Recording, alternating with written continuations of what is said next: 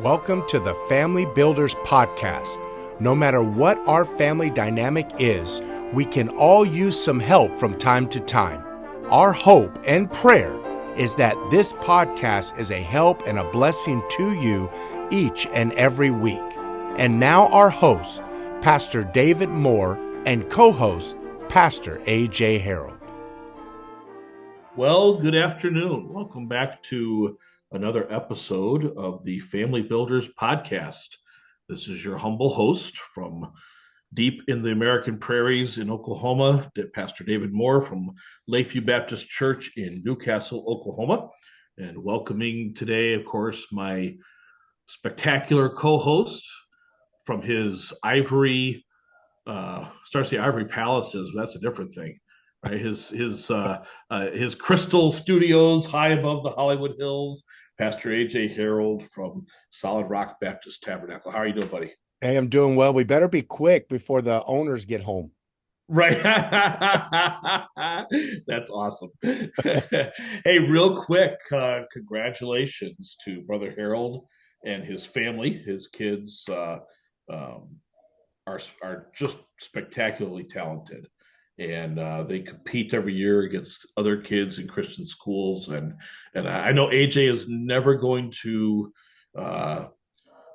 be the one to boast on his kids, and we kind of look at them as our adopted grandkids. So I'm going to brag about them. Is that all right? Yeah, sure. So they've been invited to perform some of their musical prowess at a victory banquet for Accelerated Christian Education. And that is a major event that company puts on that produces Christian education curriculum. And Brother Harold and his family use that. And the kids have had the opportunity to go and compete internationally against students from around the world and have done very, very well and made such an impression that the headquarters of ACE called them and invited them to come. So that's great kudos to Dad and Mom for making them practice. Yeah, lots of practice. Pray for us. We'll be leaving on New Year's Eve. We'll be driving out to Nashville for that event. So please pray for our safety round trip. Yeah, absolutely. Absolutely. We'll look forward to a stop in on first day of the year as we're kind of a wayside for we're like the Old West, the stage station for for the Harold family. So that's awesome. Looking for that. And also welcoming today a very special guest. A guy that probably knows me better than anybody else in the world, and yet still sort of claims me. That's my dad. Dad, welcome, Pastor Fred Moore from Midwest Christian Academy in Bloomington, Illinois. My dad was a pastor dad was right about 30 years, I think. Yes. Yeah, and then he retired from pastoring, and now he has spent the last almost 30 years 26 years running Midwest Christian Academy and Midwest Warehouse, providing Christian curriculum and homeschool umbrella for those who would homeschool. And so that's awesome. Dad, welcome to the podcast today. Thank you. I'm honored to be here. Well, I want to get right into the topic. This week, we are in the second part of talking about being consistent. And full disclosure, this is actually our second run at this. We had some technical difficulties when we recorded yesterday, so we're doing it again. So that gives us the unique opportunity to say, here's what we can do better. And I came up with a question that I think probably we need to address before we even get into talking about the definitions and the applications and stuff. Dad, could you expound a little bit about why you believe consistency is so important in a family? Well, thanks for the heads up on the question. Well, I've been around you long enough, Dad. I know you're pretty good off the cuff. So, well, it's the reason it's so vitally important is because without consistency, it doesn't mean anything. If you're not consistent with what you're teaching your kids aren't going to learn what you're teaching them. That's right. Yep. And if you're not consistent in your life, you're practically a failure in what you're trying to do. Yeah. And so consistency is vitally important. Absolutely. All right. Well, good. That's excellent. That I just don't know why that struck me as such an important question. I guess it's just the fact of, people might hear consistency, and I know we've talked about this before, AJ. They think, well, consistency is just doing the same thing over again, but that's a rut, And we talked about how in the American West, when the wagon trains were moving westward, they followed the same trail, and the wheels cut a rut into the earth, and just passing the same way over and over and over again just makes a rut. That doesn't necessarily mean that you're being consistent, because consistency also has to do with your attitude and your heart about what you're doing. And I think that's where we got in our first definition, AJ, where you were the word nerd last time. So why don't you hit us with that first definition again? Yeah, we started by explaining consistency. Although it's a long definition, the short part that we used was a standing together. Right. I said last week that I would share a story of a bad illustration of bad being inconsistent, is what I'm trying to say. And I was married in the military, and so you're a word nerd, but not so much with speaking. Oh man, if I could type it out, it would have come out nice and clear.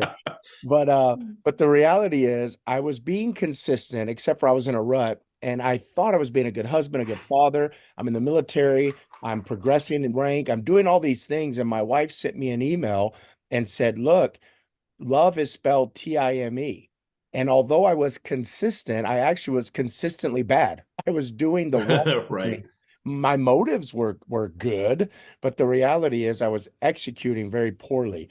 And what she taught me through that email, as tender as she is, that hey, if you really love us, stop doing for us and sit down. Stop being Martha and come be Mary. Sit down with your family and spend time. And so we talked about consistency last week. It is a standing together. Right. And you brought up the fact that it is also a degree of density. Right. Well, let's deal first with the standing together one. Dad, what would you say? Because we wanted this to be about real world applications. So if you had a family come in for counseling, as I'm sure you have over the last 50 plus years of ministry, if you had a family come in and the problem in the family dynamic was time being spent, where's the time being spent? The kids are on their cell phones. The mom is, cleaning and doing housework. Dad is working, or then he comes home and he's busy with his hobbies. Or even if they're all busy with ministry, like if you're in a pastor's home, because I know I have seen, and I don't bet, but if I did, I bet my week's salary, which gets you about halfway to McDonald's. I bet you both have seen this too in the ministry, where everybody's involved in the ministry, and even at the same church at the same time, and yet they barely know each other because they haven't been having those good applications of standing together. So, Dad, as the most experienced of us, what would you counsel a person with a family dynamic that was having problems with standing together? Well, I'm thinking of an occasion that happened when I was a pastor, where there were several families that this happened with, but one especially, the man was busy working extra hours and so forth, so he could provide things for his kids. And he was working so many extra hours, his kids were falling by the wayside. And he asked me what he should do differently. And I said, well, you're working all this time to provide things for them. Yeah. What they want is you. And you need to give them yourself rather than the things that you're buying for them. And if that means cutting back on your time at work, then cut back on your time at work, because they need you, not the things that you're giving them. All right, that's good. I think the idea of standing together, when I think of that, the part we miss, I mean, we're independent Baptists, so we stand, but the together part, and that could be also in the ministry. I know both you guys have several years at least. AJ, you've been in the ministry about 10 years or so total, and then Dad, of course, your time in the ministry. I know myself as being a pastor for 28 years. There are many men who started pastoring the same time I did that I knew, that today they have fallen by the wayside. They doctrinally have changed. They've abandoned the King James Version. They've abandoned standards. They've abandoned, some of them have even gone away from being doctrinally aligned with Baptists. Um, that's hard. It's hard to stay faithful, and to be consistent when everybody else is falling. But when we stand together, who are you standing with? Because to me, I'm not standing with my Bible college. I'm not standing with another pastor. I want my Bible colleges and the other pastors to stand with me with the Lord. And in a family setting, I think that's really important, to stand with the Lord. How would you recommend families do that? Effort. You have to purpose in your heart. Anything you're going to do that's right, you've got to purpose in your heart to do it. And so you have to instill that purpose in the lives of your spouse and your children. And the way you do that is, again, time. Give yourself to them. I know, for instance, I was thinking the other day, of course, I had 6 kids, and there used to be a time when they were all home that I would I'd be driving somewhere, and one of them would be with me, and I would make up songs to sing to that particular child. How do I remember those? Putting their names in that song about how much I love them and about how much they need to love me and their siblings, and about how much we're to love God. And yeah, I would include things that were coming up in church, we were going to be doing, and so forth. But I would sing it to that particular child that I happened to be with at that time. And of course, I made it an effort to be with all of you at different times. Right. You had said yesterday, Pastor Fred, that we have to be mindful. Do you want to unpack that again? Being mindful about our marriages, etc. Yeah, it's just a matter of being 82 years old. I don't remember all that I said yesterday, but it's just a matter of you have to pay attention to what you're doing. That's the being mindful part. You have to pay attention. You have to do things on purpose. Your marriage is not going to just happen. You've got to work at it. Your being a father is not going to just happen. You've got to work at it. And so whatever, and in fact, it's the same with being a pastor. A pastor can just let things flow, or he can deliberately set aside a time to be with God, to let God speak to him. Dave mentioned a while ago about being so involved in ministry that you forget your relationships. You can also forget your relationship with God. Yep, that's right. And get so busy in the busyness of God that you forget and neglect the business of God. Yeah. And the business of God is your relationship with him. Boy, I tell you what, I'm having PTSD here, going back to my years of growing up, as I've already heard the reference to Daniel 1:8, but Daniel purposed in his heart, and somewhere lingering in the background is, it's not enough not to mean to, you have to mean not to, and there's a couple other ones in there. AJ, literally, I've heard all of this before, and it's still right. Well, it sounds like your dad is consistent. I mean, honestly. Yeah, exactly. Let me share this with you. I'd like to share this. When I was a youth pastor, although I've been pastoring for almost 10 years, I was a youth pastor for about 10 as well. And when I was a youth pastor, one of the men, he's in heaven now, he came up to me, Brother Dan Tabor, and he said, AJ, you're so busy doing the work of the ministry that you're actually not doing the work of the ministry. And Pastor Fred, what he was saying was, you're doing, but you're not actually being with God. You're not spending time. And then he also emphasized my family, and that I'm doing all of this stuff and I'm neglecting the ministry of my wife and children. So I appreciate your testimony there. I'm thinking of a verse in Proverbs. I've forgotten the reference, but it says, keep thine heart with all diligence. And that's what we're talking about. Yep. Make sure. And I used to be a consultant for the company that you get your curriculum from ACE. And I would train people each summer to go back and use that program in their church schools. And I used to tell them first morning, I would tell them, I want this week to be a week of revival for you. And the only way it can be that way is if you set out now to keep your heart with all diligence. And you cannot give those kids what you're not taking in.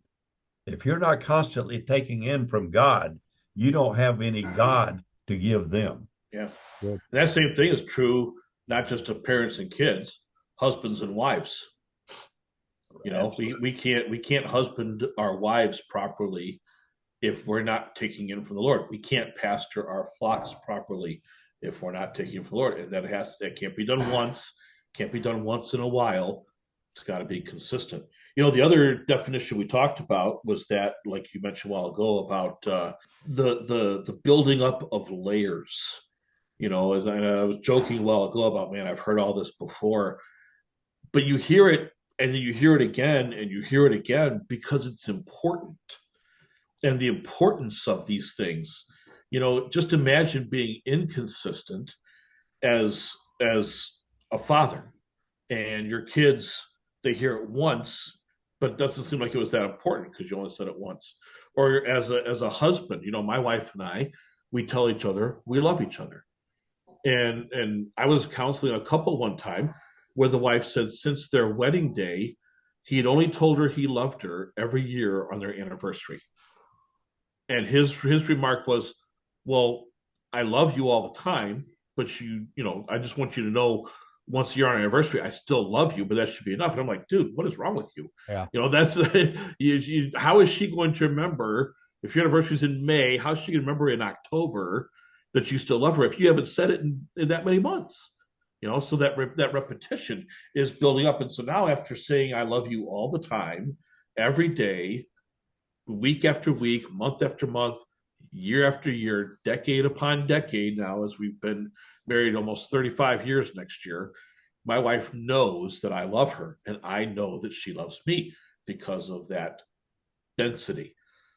So I guess my question for you guys, Dad and AJ, if a couple or a family was dealing with an issue of being inconsistent in something, and you discovered that there was a lack of density, how would you tell them to help build up that consistency? Well, if you remember, Dave, when you were home and all the kids were home, several times throughout the day, especially when you would come into the room where I was, or when you would leave the room where I was, I always told you, I love you.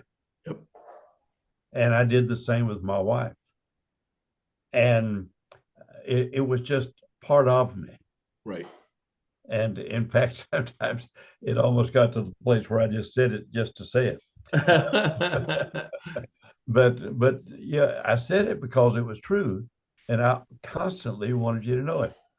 In fact, a couple of years ago, I received a couple of awards in regard to education and so forth. And my youngest son came down from Downers Grove to be a part of that meeting. And the first thing he said when he got up, he mentioned to the folks that he grew up being constantly told that I loved him. Yeah. And that's what we always told each other when either one of us would leave the room where they were, is I love you. And so, if you haven't been doing that, it's time to start.